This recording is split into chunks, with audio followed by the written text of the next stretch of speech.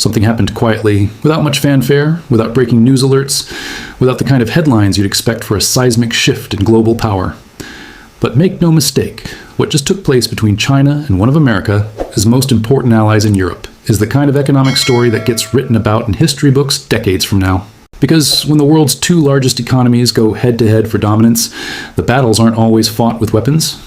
Sometimes they're fought with shipping containers, trade agreements, and the slow, patient game of economic influence. And America just lost another round. Welcome back to US Money Explained, the channel where we break down the economic forces shaping America's future, your future, in a way that actually makes sense.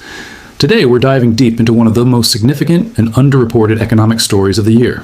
China has once again displaced the United States as the largest trade partner of a critical military and economic ally right in the heart of Europe.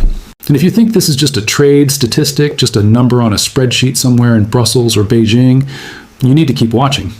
Because what's happening here is about the future of American economic power, American influence, and ultimately the kind of world your children and grandchildren are going to inherit. Let's start from the beginning, because context is everything here. For decades, the United States built what was arguably the most powerful network of economic and military alliances the world had ever seen. After World War II, America didn't just win a war. It built a world order. It created institutions. It created trade relationships. It created military partnerships. And it knitted together a web of interdependence, so deep that the phrase, the American-led international order, became almost synonymous with the concept of global stability itself. Europe was at the absolute center of that project. NATO, the Marshall Plan, decades of deep cultural, military, and economic ties. These weren't just policy decisions. They were the foundation of a world where America sat at the top of the table, not through conquest, but through indispensability. And for the longest time, that indispensability extended into trade. American companies dominated European markets. European companies poured investment into the United States. The transatlantic relationship was the economic backbone of the Western alliance. When American and European interests were aligned, and they usually were, the rest of the world had to take notice. But then something began to shift. Slowly at first, so slowly that many people in Washington didn't even notice it happening. Or if they noticed, they didn't take it seriously enough. China, which had been brought into the global trading system largely at America's own urging in the early 2000s, began to grow at a pace that defied almost every projection. China joined the World Trade Organization in 2001, and in the years that followed, it didn't just grow, it exploded. It industrialized at a speed that had no historical precedent. It moved hundreds of millions of people out of poverty and into factories, into cities, into a manufacturing economy that was producing goods at a cost that no other country on earth could match. And as China produced, it traded. And as it traded, it built relationships. And as it built relationships, it slowly, methodically, began to insert itself into the economic life of country after country after country across the globe. Europe was not immune to this. How could it be? When a country is offering high-quality goods at competitive prices, when it's offering investment, infrastructure, and economic partnership, when it's showing up with a checkbook and a long-term vision, it's going to find partners. And it did. Year by year, China's share of European trade grew. Year by year, the gap between what China was offering and what America was offering began to narrow, and in some cases, flip entirely. Now we arrive at the specific story that brings us here today. The ally in question, a nation that sits at the intersection of NATO's eastern flank, a country with deep historical ties to the United States, a country that has received American military support, American political backing, and American economic engagement for decades, has now officially recorded China as its #1 trade partner, surpassing the United States. This is not a small country. This is not a peripheral player. This is a nation that matters strategically, economically, and symbolically. And the fact that China has now claimed the top trade partner position there is a signal that cannot be dismissed, cannot be explained away, and cannot be ignored if you care about America's long-term position in the world. To understand why this happened, you have to understand how trade relationships actually work in the real world. They don't happen because politicians sign agreements and shake hands in front of cameras, though that's part of it. They happen because businesses make decisions, because importers look at prices, because manufacturers look at supply chains, because consumers buy what's available at a price they can afford. And over the past 2 decades, China has positioned itself as the world's most competitive manufacturer and exporter of an enormous range of goods, from consumer electronics to heavy machinery, from textiles to telecommunications equipment, from solar panels to steel. When a European company needs a supplier, when a European government needs to procure equipment, when a European consumer needs a product, China is there, offering it faster, cheaper, and increasingly with quality that is competitive with or superior to alternatives. The The United States, by contrast, has struggled in certain critical areas. American manufacturing, which was once the envy of the world, went through a long and painful decline starting in the 1970s and accelerating through the 1980s and 1990s. The hollowing out of American industry, the offshoring of jobs and production, the shift toward a service economy, these were trends that seemed acceptable, even desirable, to many economists and policymakers at the time. The thinking was that America would move up the value chain, that it would specialize in high-end technology, in finance, in services, and that lower-end manufacturing would migrate to cheaper labor markets. What that thinking underestimated was the geopolitical cost of losing manufacturing competitiveness. When you stop making things, you stop trading things. When you stop trading things, your economic relationships weaken. When your economic relationships weaken, your influence weakens. And influence, at the end of the day, is the currency of global power. China understood this intuitively, perhaps because it had centuries of experience watching empires rise and fall. It understood that economic dominance was the foundation of geopolitical power, not the other way around. So while America was financializing its economy, while Wall Street was growing larger and larger relative to Main Street, China was building factories, it was building ports, it was building roads and railways across Asia, Africa, and eventually into Europe itself through the Belt and Road Initiative. It was playing a very long game, and it was playing it with extraordinary patience and discipline. The Belt and Road Initiative alone is worth spending a few minutes on because it's directly relevant to understanding how China has built the kind of trade relationships that are now displacing America and Europe. Launched officially in 2013, the Belt and Road Initiative, or BRI, was China's grand infrastructure investment strategy. The idea was simple but breathtakingly ambitious. China would finance and build infrastructure across dozens of countries, ports, highways, railways, energy pipelines, fiber optic cables, and in doing so, it would create the physical architecture of a new global trade network, one where China sat at the center. Countries that received BRI investment found themselves connected to China in a very literal physical way. Their ports were handling Chinese goods. Their railways were moving Chinese products. Their economies were increasingly integrated with Chinese supply chains. And economic integration, as any economist will tell you, tends to create political and strategic alignment over time. European countries, including the ally we're discussing today, were not immune to the appeal of Belt and Road investment. When China showed up offering to build infrastructure that a country desperately needed, the political and economic logic of saying yes was powerful. And when the infrastructure got built and the trade flows followed, the trade statistics began to shift. Which brings us back to the numbers we're talking about today. But let's go even deeper, because this story isn't just about infrastructure and trade statistics. It's about the deeper question of what American foreign economic policy has looked like over the past 2 decades, and whether it has been adequate to the challenge posed by China's rise. And here, the picture is genuinely complicated and genuinely concerning. The United States has been engaged in what can only be described as a prolonged period of economic self-examination, to put it charitably, or self-inflicted wounds, to put it less charitably. The political polarization of recent years has made it extraordinarily difficult to pursue a coherent long-term economic strategy toward Europe or toward any other region. Trade deals that were years in the making have been abandoned or stalled. Investment that could have strengthened American ties with European partners has been slow to materialize. And while Washington has been consumed by its own internal battles, Beijing has been methodically, patiently, and effectively building the economic relationships that are now showing up in trade statistics like the one we're discussing today. There have been moments when American policymakers seemed to grasp the urgency of the situation. There were efforts to develop alternatives to the Belt and Road Initiative, Western-led infrastructure investment programs designed to give developing and middle-income countries an alternative to Chinese financing. There have been diplomatic pushes to strengthen transatlantic economic ties. There have been summit meetings and joint statements and pledges of deeper economic cooperation between the United States and its European partners. But the gap between the rhetoric and the reality has often been wide, and China has been very good at exploiting that gap. Meanwhile, the structural advantages that China brings to trade relationships are formidable and not easily countered. China's manufacturing base is enormous. Its labor costs, while rising, remain competitive. Its export infrastructure, from factories to ports to logistics networks, is among the most efficient in the world. Its government is willing to subsidize strategic industries in ways that American and European governments, constrained by market ideology and political opposition to industrial policy, have historically been reluctant to do. And its companies, operating in a system where government and business are more tightly integrated than in the West, are able to pursue long-term market-building strategies that can absorb short-term losses in a way that pure market competitors cannot easily match. This is not to say that China is playing by unfair rules, or rather, it's complicated. There are legitimate debates about Chinese subsidies, about market access, about intellectual property protection, about the degree to which Chinese companies compete on a level playing field with their Western counterparts. These debates have been ongoing for years and they remain genuinely contested. But what cannot be contested is the outcome. China has been extraordinarily effective at building trade relationships around the world. And the result we're seeing today, China displacing the United States as the top trade partner of a key European ally, is not an accident. It is the predictable outcome of two very different approaches to economic engagement. Now, let's talk about what this actually means for the United States, for Europe, and for the broader dynamics of global power. Because here's where things get really interesting and really consequential.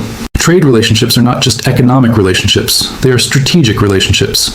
When your biggest trading partner is also your most important military and political ally, as the United States has long been for its European partners, there's a deep alignment of interests that reinforces and strengthens every other dimension of the relationship. You have shared economic interests in each other's prosperity. You have shared incentives to maintain the stability and rules-based order that allows trade to flow. You have a common stake in each other's security. The economic relationship acts as a kind of glue, holding the broader alliance together and giving it a material basis beyond shared values and history. When a third party displaces your country as someone's top trade partner, that glue begins to weaken. Not immediately, not dramatically, but over time. The country in question begins to think differently about its economic interests. It begins to weigh the costs of political confrontation with its new top trade partner more carefully. It begins to see the world, at least in part, through the lens of its most important economic relationships. And that shift in perspective, subtle as it may be at first, has real consequences for how alliances function, how decisions get made in international forums, and how the broader balance of global power evolves.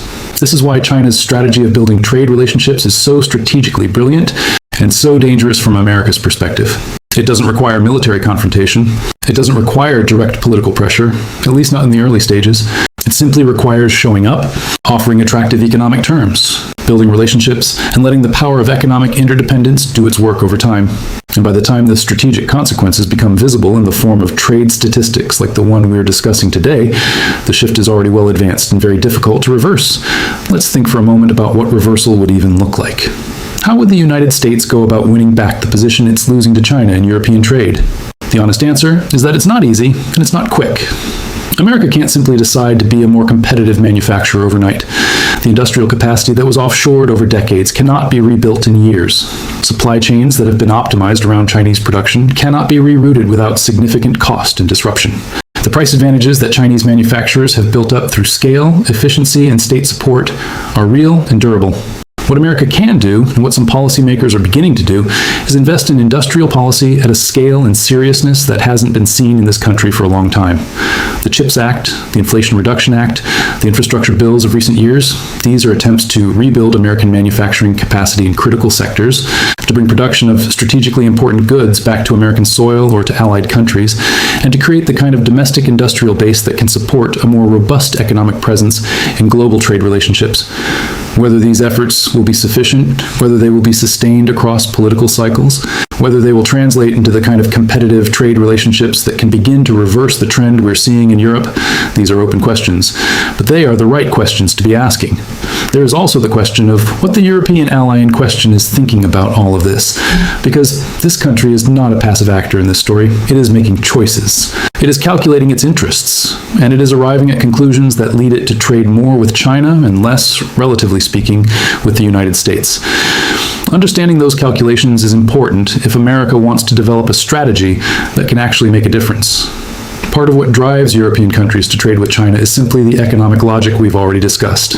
Chinese goods are competitively priced, Chinese investment is available, Chinese markets for European exporters are enormous and growing. Any European country that turns its back on trade with China is making a significant economic sacrifice, and the politics of that sacrifice are very difficult to sustain. But part of what drives deeper integration with China is also, frankly, uncertainty about America. The past decade has been a turbulent one in the transatlantic relationship. American political instability, shifts in foreign policy orientation, questions about America's long-term commitment to its alliances and to the rules-based international order.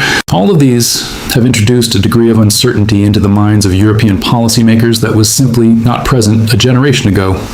When you're not sure how reliable your traditional partner is going to be, when you're watching American political culture cycle through different visions of America's role in the world, the logic of diversifying your relationships, of building economic ties with multiple major powers, becomes more compelling. And China has been very good at presenting itself as a stable, long-term, reliable economic partner, even when the political relationship is complicated. This creates a genuinely difficult challenge for American diplomacy. Winning back the trust and the economic centrality that America has begun to lose in Europe requires not just better trade policy or more competitive products, it requires a more stable and consistent American foreign policy over time, a demonstration that America's commitments are durable across political cycles, and a willingness to invest in the relationship with the patience and long-term vision that China has shown in building its own relationships. And in the current political environment, with all of its polarization and short-termism, that is an extraordinarily difficult thing to deliver. Let's also talk about the military dimension here, because it's impossible to fully understand the significance of this story without looking at the security relationship between the United States and this European ally. This is a country that has benefited enormously from the American security umbrella.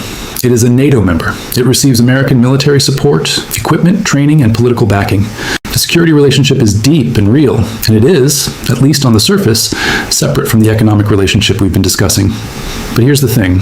Economic relationships and security relationships are not as separate as we sometimes pretend. Over time, they influence each other.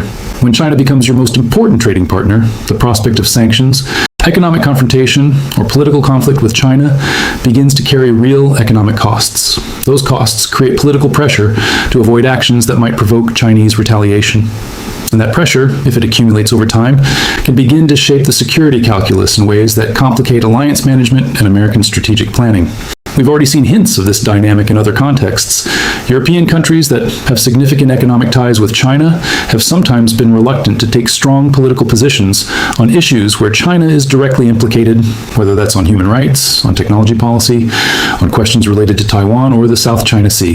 The economic relationship creates a form of leverage for China, a set of costs that any European government has to weigh before deciding how firmly to stand alongside its American ally on issues where China's interests are at stake. As China's trade share in a country grows, that leverage grows with it. And as that leverage grows, the strategic landscape of the American alliance system in Europe becomes more complicated.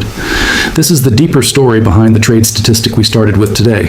It's not just about who sells more goods to whom, it's about the slow structural shifting of economic gravity and what that shift means for the political and security architecture that the United States spent decades building and has relied upon to maintain its position as the world's leading power. America is not without options here. It is not a declining power in any simple or inevitable sense. Its economy remains the largest in the world. Its military remains the most powerful. Its network of alliances remains without parallel. Its universities, its technology sector, its entrepreneurial culture, its demographic advantages relative to an aging China, these are real strengths that should not be underestimated. But strengths are not self-sustaining. They require investment, strategy, and the kind of disciplined long-term thinking that has not always characterized American policy in recent years. The story we're discussing today is a warning signal. It is a data point in a larger trend that, if it continues, will have profound consequences for American power and American prosperity. The question is whether policymakers, business leaders, and the American public are paying attention to that signal, and whether the political will exists to respond to it with the seriousness it deserves.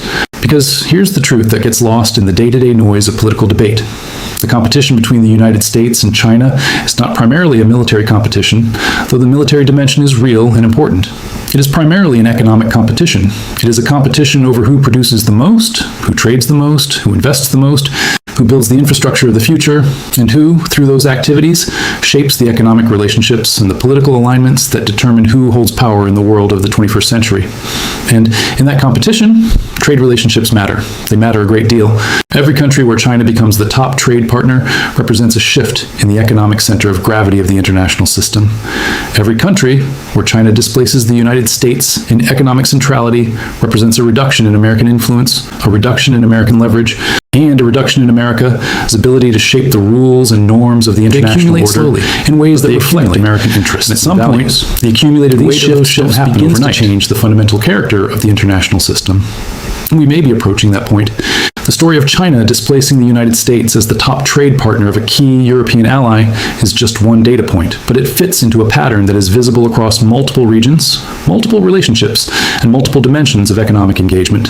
China is building a world in which it is economically central, in which its relationships are deep and its leverage is substantial, and in which the United States is gradually becoming less central, less indispensable, and less capable of shaping global outcomes in the ways that have defined American power for nearly 8 decades.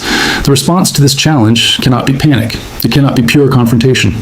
It cannot be the kind of economic nationalism that cuts America off from the global trading system that it helped create and still benefits enormously from. But it also cannot be complacency.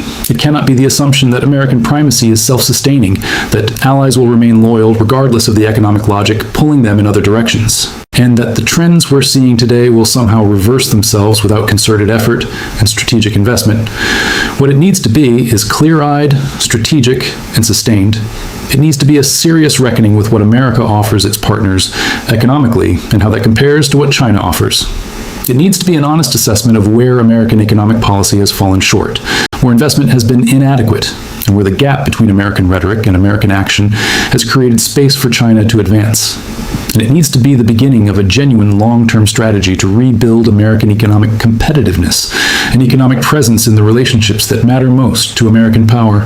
That's what's at stake in the story we've been discussing today. Not just a trade statistic, not just a percentage point shift in one country's import and export data, but the slow structural reordering of global economic power, and with it, global political and strategic power. This is the defining economic challenge of our era, and how America responds to it will shape the world for generations to come. So the next time you see a headline about China displacing America in some trade relationship somewhere in the world, don't scroll past it. Don't dismiss it as a dry economic story. Understand that you're watching the competition for the 21st century play out in real time, one shipping container at a time, one trade relationship at a time, one country at a time. And understand that the outcome of that competition is not predetermined. It depends on choices that are being made right now in boardrooms and in legislatures and in diplomatic meetings and in the everyday decisions of businesses and consumers. America has navigated enormous challenges before and emerged stronger, but doing so requires seeing the challenge clearly. And today, we've tried to help you do exactly that. That's all for today's episode of US Money Explained.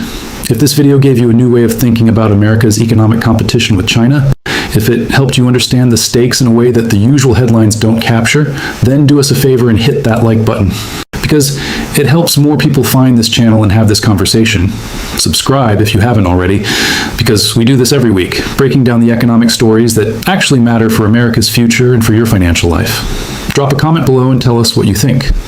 Do you believe America can reverse this trend? Do you think Washington is taking this challenge seriously enough? We read everything, and we want to hear from you. Until next time, keep your eyes open, keep asking the hard questions, and we'll see you right back here on US Money Explained.